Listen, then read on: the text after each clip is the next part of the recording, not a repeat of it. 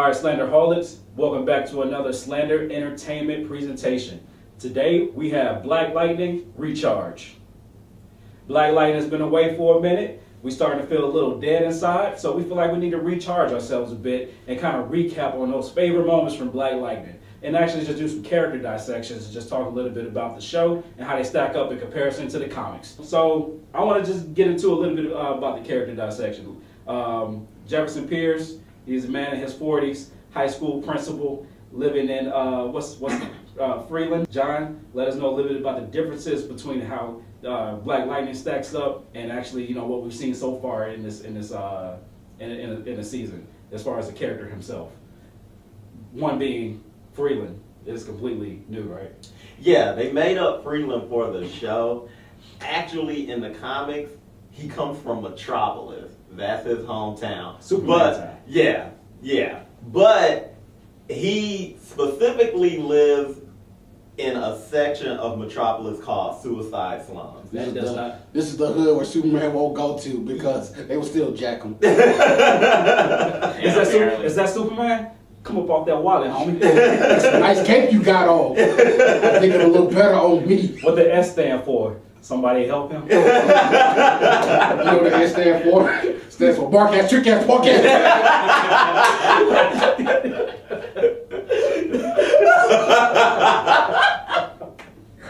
I don't know if you get what else.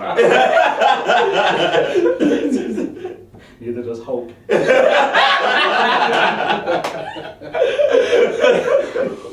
All right, so moving forward, so Suicide Slums is where he came from, Metropolis. Of course, they want to keep that away from Superman, so we can kind of just play a little bit with the dimensions here. Well, my question is, what are some of the powers that we haven't seen yet from the comics that he has? Well, we can talk first about the comics, the powers that we've seen so far. So we've seen the soul grab, right? Which isn't the name of it. It is now. Hashtag soul grab. This is when he picks people up by their chest with electricity and somehow does not kill them. There's a little baby shaking going on with that. Yeah, just a little bit. We've seen force fields. We've seen, of course, just the straight up, Palpatine, lightning, strikes. In the comics, Jefferson is actually a lot more powerful than just what we're going on through here. In certain instances, one power we didn't mention that he did on the show, but not to the effect that he can do in the comics, is he can fly. And in the comics, in the show, he flew like Iron Man when he first was learning to fly, like doing this. Yeah. No, in the comic, he is light speed. He can fly at light speed. His reflexes are also superhuman because of his lightning. He can turn into lightning sometimes. DC's a little wonky with their history, so pre-crisis, post-crisis, take your pick. And he can shut down your nervous system. Yeah. So in one instance, the dude was traveling through power lines. So, and he can use his electricity to heal you and himself. Yeah, that is one thing he has done on the show. He has accelerated regeneration. Mm-hmm. So that's due to the lightning. Because, his brain bleeds a lot, apparently. Yeah.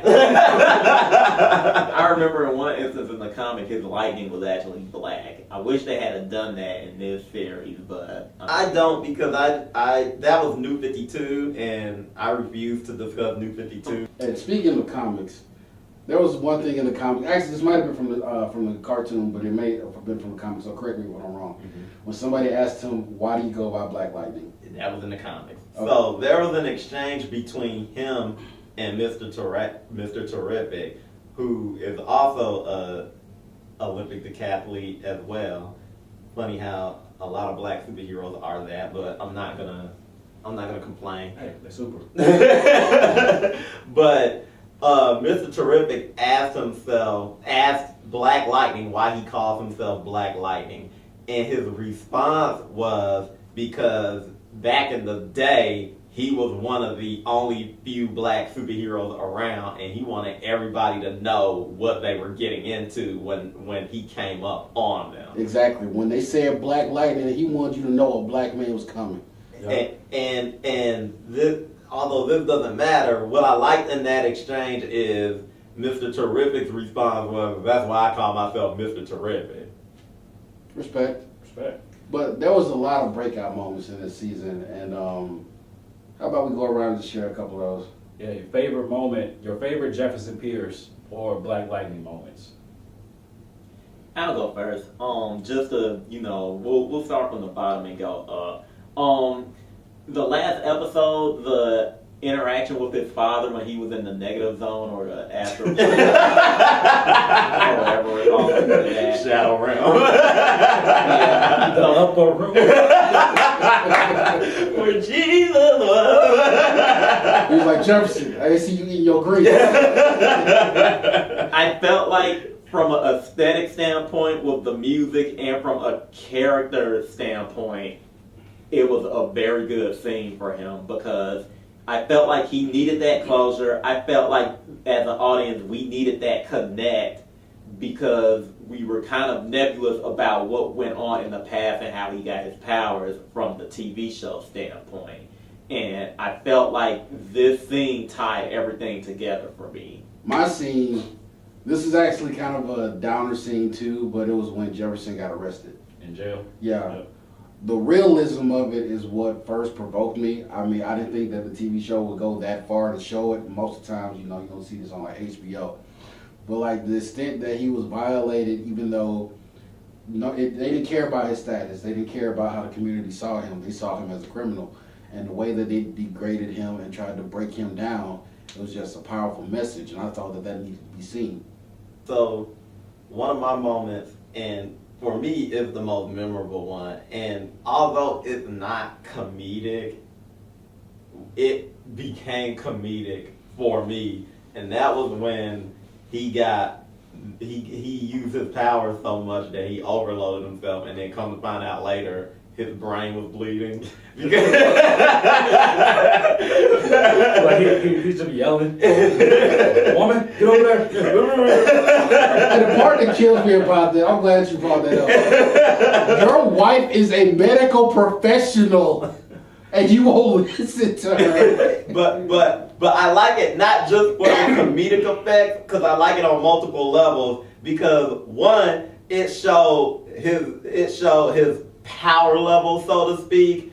You made your own brain bleed, healed it, and it was like nothing happened, and you still were able to go fight. Even though your brain bled and it could do it again, you still got up and was able to fight. To me, that shows not only the strength that his powers give him, but his strength of character, because that didn't even stop him from completing what he was supposed to do as a superhero. Well, there's another level to that too.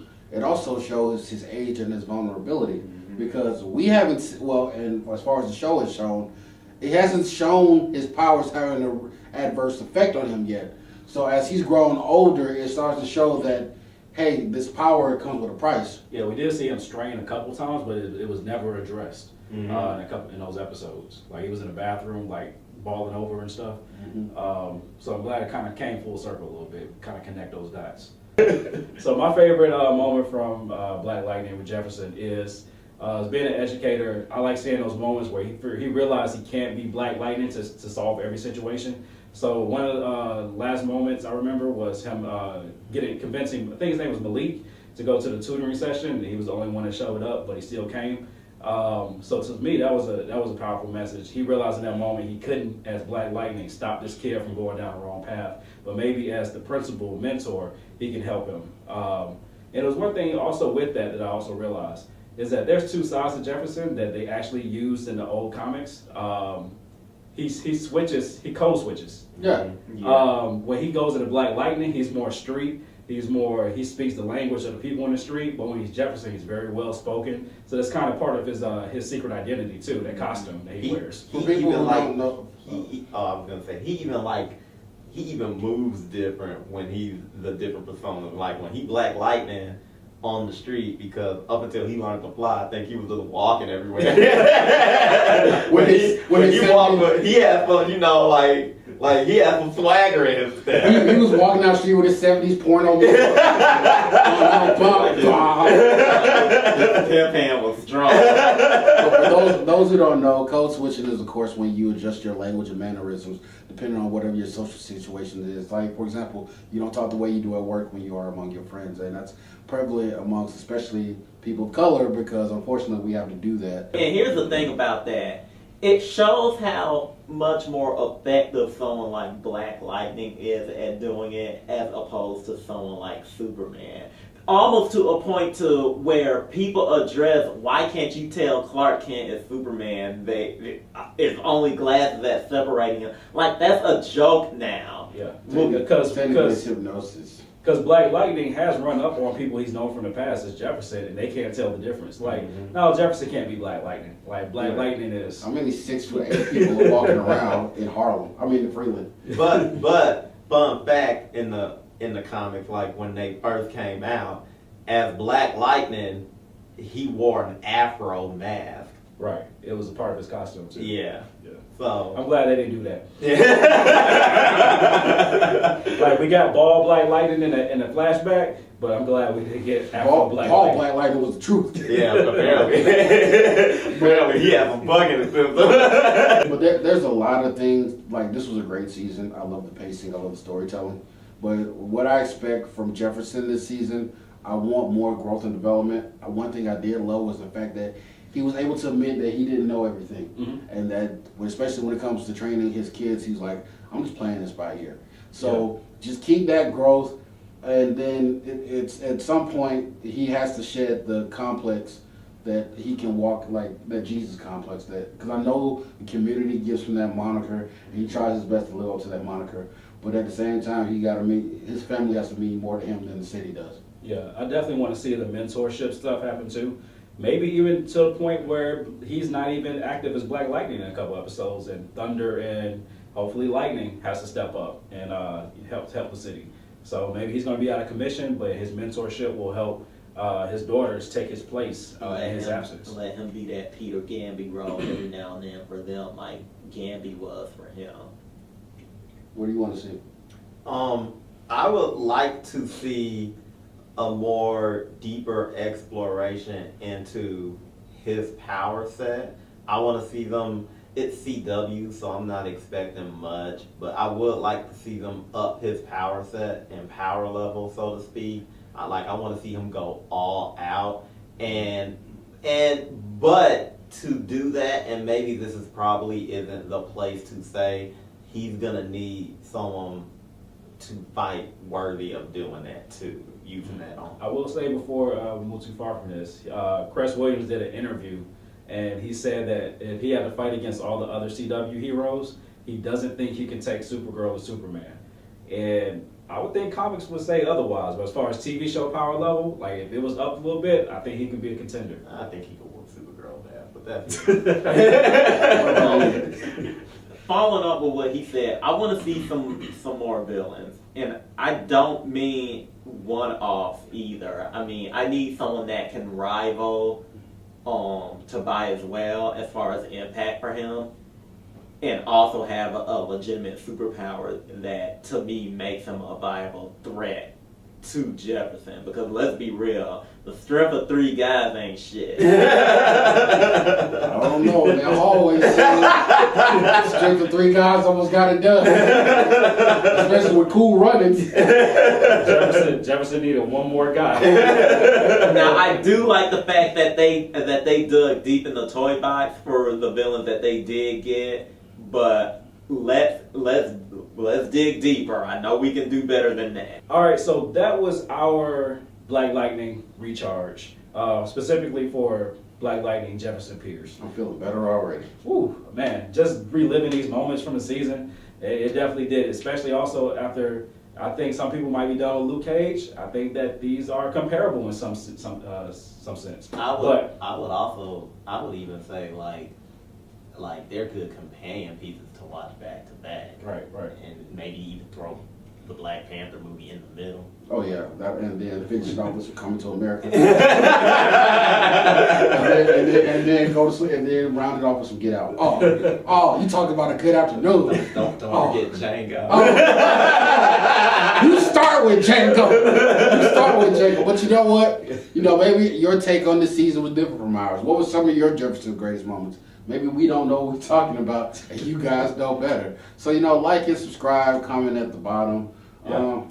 Hit us up on the social medias or just let us know right here. What were your favorite Black Lightning, Jefferson Pierce moments? Also, maybe even in general, just how you felt about the season. And of course, as every week comes out, we will be doing another one of these episodes.